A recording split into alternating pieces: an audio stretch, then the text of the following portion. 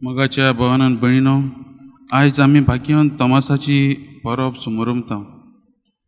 आयज आमी शुभ वर्तमानांत आयकलां की जेन्ना जेजू शिसांक मेळोंक आयल्लो तेन्ना तोमास तांचे बरोबर नासलो. आनी जेन्ना दुसऱ्या शिश्यांनी ताका सांगलें की जेजू आमकां मेळ्ळा म्हणून, तोमास तो सोतमानच्याक तयार नासलो.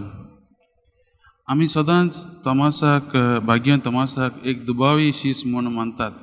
इंग्लिशीन डावटींग थॉमस म्हणटात ताका आमी. कित्याक काय, आमी जायते फावटी ताची ही उतरां आयकल्लीं आसात. ताच्या हाताचे हांवें किळ्यांची कुणां पळयल्या शिवाय आनी किळ्यांचे सुवातेर म्हजें बोट घाल्या बगर आनी म्हजो हात ताचे कुशींत घालिना जायत जाल्यार हांव सोंतपानच्याक ना. हींच उतरां आयकून आमी भाग्यवन तोमासाक एक दुबावी शीस म्हूण मानतात. पूण आमी हे परिस्थिती दुसरे भाशेन वा दुसरे नदरेनूय पळोवंक येता. तोमासाक आमी दुसरे नदरेनूय पळोवंक येता.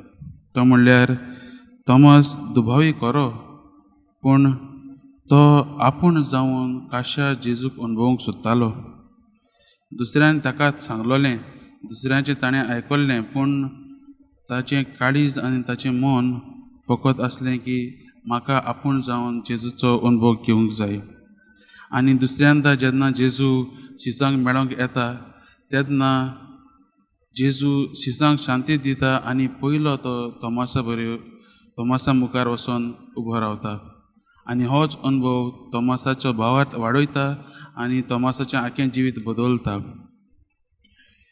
आनी ह्याच अणभवान आमकां ती तोमासाची मोवाळ उतरां आयकूंक मेळटात. म्हज्या सुम्या आनी म्हज्या देवा. म्हज्या मोगाच्या भावान भयणीनो, जेन्ना आमी आमच्या काळजाचे खोलायेंत थावन, आमच्या आत्म्याचे खोलायेंत थावन जेजूक अणभवूंक सोदतात तेन्ना आमचो जेजू आमकां पयस करिना. तो आमच्या मुखार येवन उबो रावता. आनी हो अणभव, हो जेजू मेळ्ळ्या उपरांत हो आमकां अणभव मेळटा, तो आमचें आखें जिवीत बदलता. हेंच जावन आसा आमच्या जेजूच्या पुनर्जीवनपणाचें म्हत्व आमच्या जिवितांत. ह्याच जेजूच्या अणभवाक लागून, ह्याच जेजूच्या अणभवान भाग्यवन तोमासाचें आख्खें जिवीत बदललें आनी तो आमच्या भारत देशांत येवून हो अणभव ताणें शिबरायलो. आमच्या भारत देशांत क्रिस्ती भावार्थाचें बी ताणें रोयलें. आनी हाकाच लागून आमी आयच्या दिसाक आमच्या देशा पासूनय मागुया. आमच्या भारत देशांत धर्मा वरवीं जायतीं वस्तू चलतात. जेजूची शांती आमच्या देशाचेर आज मागुया. आमी आमच्या जिविताचेर नियाळ करता आसतना जेजूचेर आमचो विस्वास आनी भावार्थूय वाडोवंक आनी आमी ताची धीर आनी गोठाय मागुया. आनी जेजूक पयलो आनी वयलो जागो दिवंक आमी वावरुया. जेजूक आमी पळयलो ना खरो, पूण जेजू आयच्या सुवर्तमानांत आमकां म्हणटा, पळयनासतना विस्वास दवरतात तीं खरेंच सुभागी.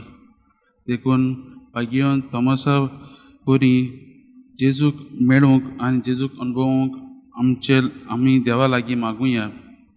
आनी ह्या मिसाच्या बलिदानांत आमी मागुया.